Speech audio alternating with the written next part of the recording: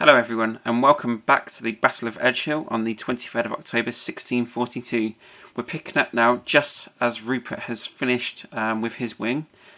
And the reason I'm picking up here is because in the last video there were a few errors made during the combat. And what I wanted to do was just correct them. And this is the advantage again of being a solo wargamer. And if you want to correct errors you can. If I didn't correct the errors it wouldn't be too much difference.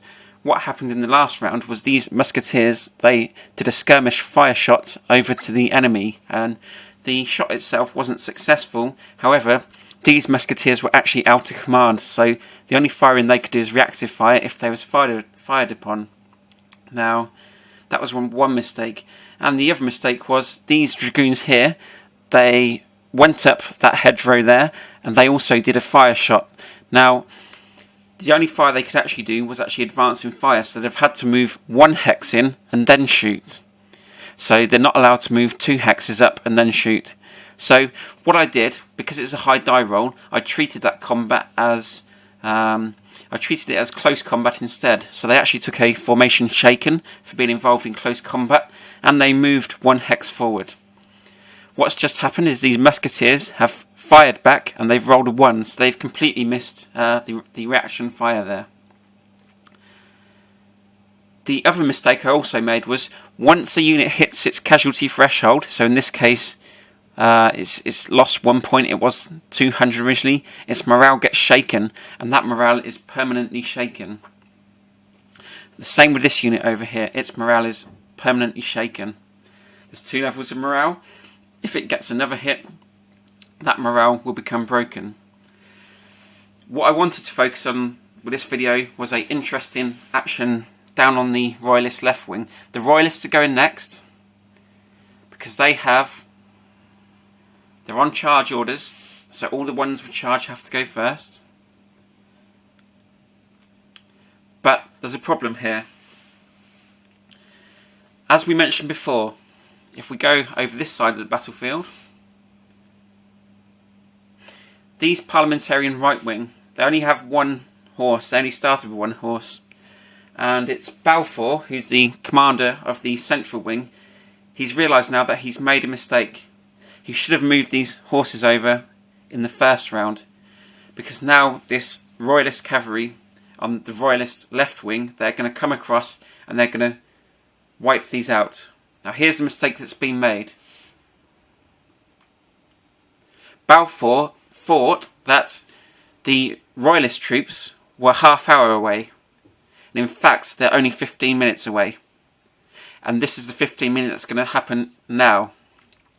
So all of these troops can actually move up to attack this wing, and if all of these move up, there's a good chance that this wing is going to collapse even on the second turn. This is why I wanted to film this particular bit of the action. Balfour, he's realised he's made a mistake and he's panicking. So even though he's on receive charge, he's going to do something that's almost impossible on that order. He's going to try a preemption because he needs to get his central cavalry over to the parliamentarian right wing. If he doesn't get that preemption, then we're going to see some carnage. Possibly. But we know how lucky the dice rolls were for the parliamentarians last time. So, here we go. See. I can't quite focus that in there. I'll read it out. So, the preemption table. So, when a wing is under a receive charge, the preemption is 2. So he needs to roll a 0 to 2 on a 10-sided dice. His wing commander rating is -1, and he's actually right. This is an advantage here. Let's just bring this over. So he is stacked on a unit that's next to the army commander. So these two can add their ratings together. They're both -1, so they can actually add +2 to this dice roll. That's quite good.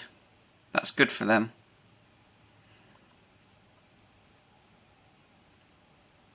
and that's fine. So what we're looking for now,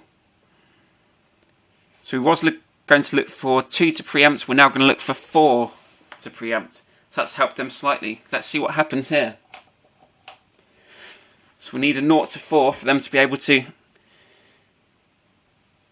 actually preempt this cavalry wing. And it's a 9, so he can't preempt. Right, let's get back to the action. That's not good for Balfour.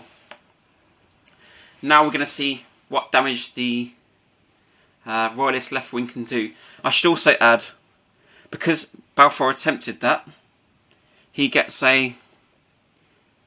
you can't see that there, but that's a no continuation marker, that is. So next turn, Balfour can only move once, he can't attempt a continuation, so that's made it worse for him. So now we've got to see how Lord Wilmot, who's the commander over here, how he can start taking advantage here. And I'm going to try not to make the same mistakes in the rules as we did yesterday, so we'll try and learn from them.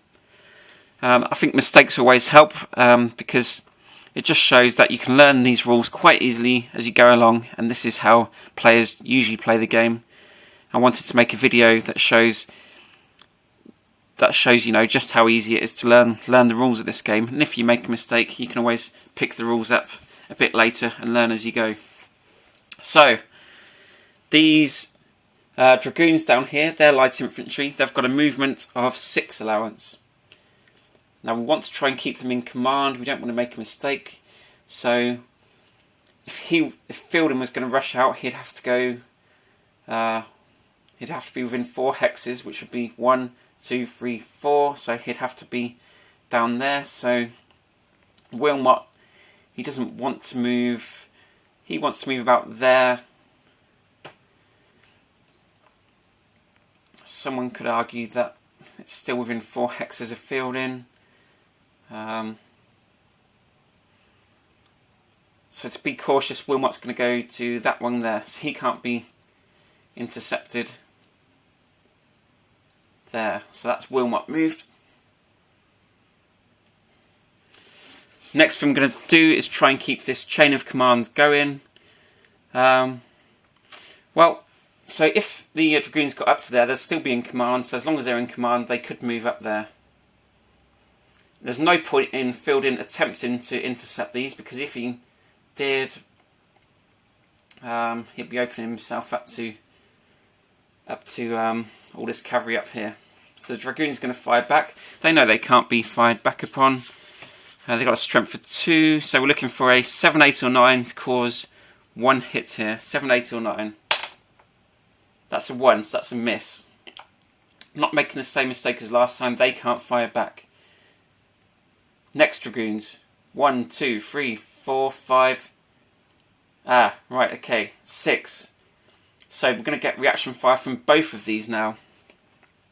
So again, this unit, the parliamentarians attacking the dragoons here.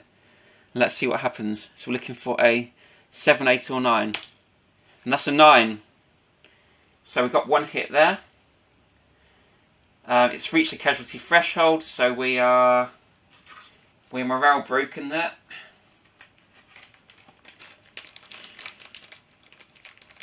Sorry, morale shaken. So we've got 1 hit there. So we've reached the casualty threshold. So we've got a morale shaken is -1. 962. Just checking the rules quickly.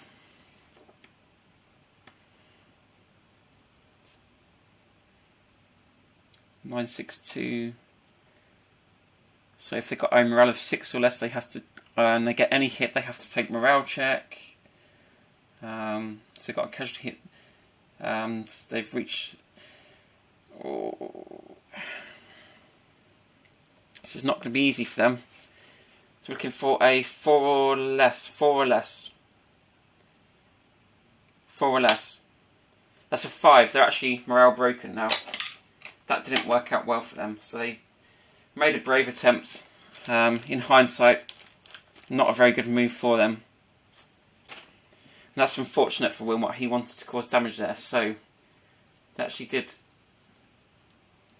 do well there. So let's look at the morale broken effects. So they've got a morale of 1 must immediately retreat 2 hexes, and broken units move in the route movement phase. So it's got to immediately go back 2 hexes.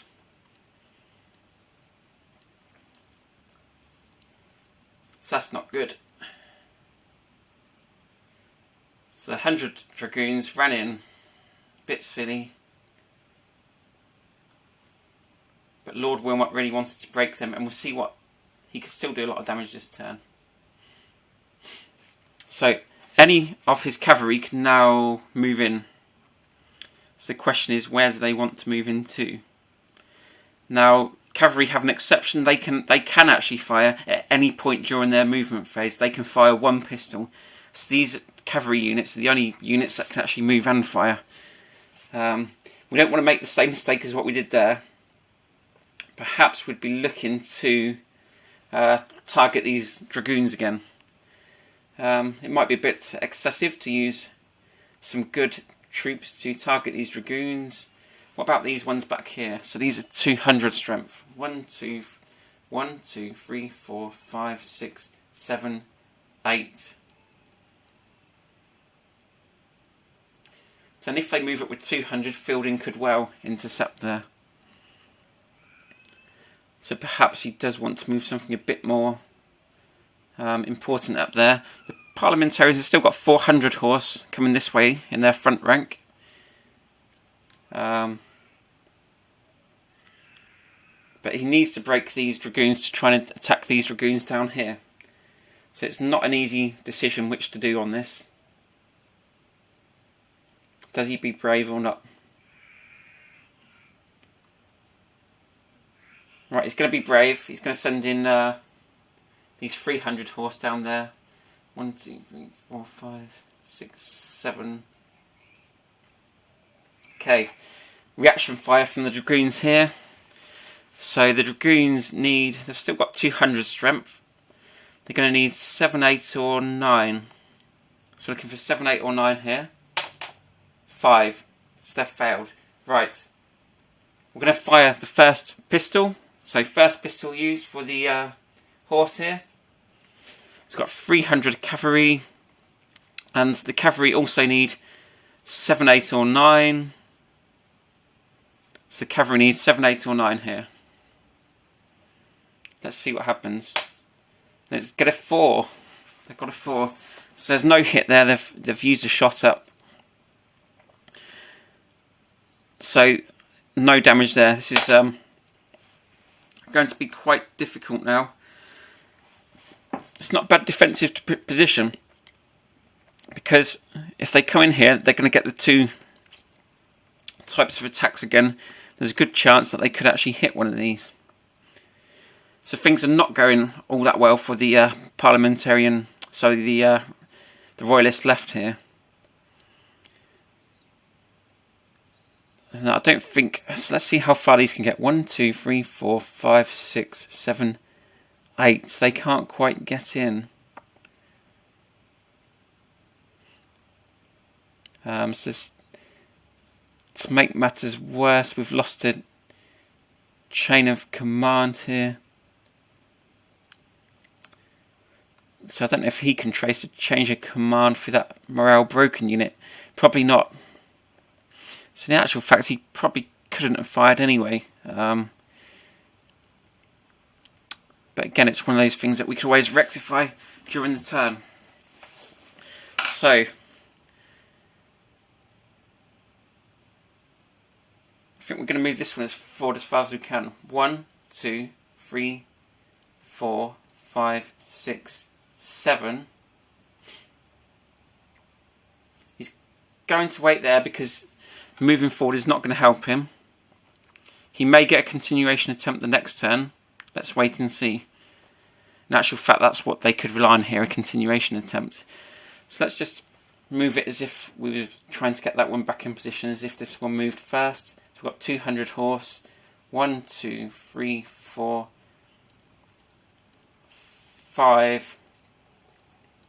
There's no need to move him any further. So he's made his movement. And now we've got these ones over here. Let's bring them up to the second line. 1, 2, 3, 4, 5, 6. Leave a bit of room in case there's any route in there. So that's all the movement phases done. Fielding just didn't want to make any attempts to intercept there. He's still got the odds against him, even despite that small victory down there. So what's going to happen now? We can't have close combat between these two because they're at their flanks, and you have to have close combat into the front hexes of each unit. But these dragoons, they are going to declare close combat on these other dragoons and try and start breaking some down. So the close combat table. Let's see what score we get. It's got a 0, which would mean attacker eliminated. So believe it or not, things are not going well for the Royalists this side either. But let's see if there's any modifiers that could apply. So he's not stacked with the leader. The morale differential won't help him either. They're both 6 morale. The strength ratio is not going to help. They're both 200. The close combat matrix is not going to help. It's light infantry versus light infantry. There's no cavalry. No one's formation shaken. No, it's a disaster. Attacker is eliminated. So we've got an elimination here. And to make matters worse, it says defender may advance into vacated hex. They don't even need to advance into the vacated hex. So he's eliminated. It's not going to count for victory points again. It's a light unit. Cavalry and heavy infantry only. They will count for victory points. The heavy infantry and the cavalry. But this time we have to remember to apply the formation shaken modifier. So that may help. They've lost 200 dragoons for the sake of a formation shaken on the parliamentary right wing there. He's going to have to make a continuation, but first of all we need to finish this phase off. So we've got a route movement. Must move their full movement allowance towards a friendly map edge. They do not have a formation state. They do not take formation hits for movement. So you simply have to back these up. 6. These are running off the field here. 1, 2, 3, 4, 5, 6. Now, one thing we have to say is King Charles does get a movement attempt here, because every time there's a wing activation, the leader always gets a movement activation. I don't think he's going to be able to get back in time to save these, because he has to either move or make an action. But the question is, does he want to help Rupert on his right wing? So let's just move that back there. Let's see what the considerations for King Charles would be. So he could move up to there with a view to reform them the next round, but 1, 2, 3, 4, 5, 6, and King Charles would be under attack, and that would be ridiculous. If anything, King Charles needs to be moving back now, because these cavalry, if they get a continuation and they change orders, they can easily charge in up here. In actual fact, King Charles is going to make a movement back, always on the side of caution. At this stage, he doesn't really want to be in that unit with the, I think it's Astley there. He doesn't want to be on the unit with him, because if they go off the map, if Astley's unit goes off the map, they'll both go off. But there's nothing threatening Astley at the moment, so I think he's safe to move back there. So he gets a movement allowance of 8. It's 1, 2, 3, 4, 5, 6, 7, 8. So he's just okay there. So King Charles is next to Astley there. That's just a purely for his safety in case the parliamentarian left start making big advances later. Right, back to the action here. So I think to press ahead with the attack here, Lord Wilmot, he desperately needs a continuation attempt. Otherwise, that gives Balfour a chance to change his orders and get some supporting cavalry up. And then things would start looking as though they made a bad decision to come down that hill at the start of the battle. So to get a continuation, he needs a 0 to 3, but he gets the wing commander's rating, which would be a -1 to the die roll. So he can do with a 4 there, and it's a cavalry wing, so he gets a -1 as well, so he could do with a 5. So he's got a good chance for continuation. Let's see. So he wants a 5 or less. 8. Right, that's not good. He is flipped to the finished side now. Flipped to the finished side. So I think we played this round pretty much correctly according to the rules. But you know, if there's any mistakes made, they're made, and that's just the life of a solo wargamer. I'm going to continue playing the sides now. I don't think there's going to be much interesting action in the middle section. Possibly the parliamentarians will make a counter-attack at some point, but I'll pick up with you somewhere in turn 3 unless anything really interesting happens. I'll see you soon.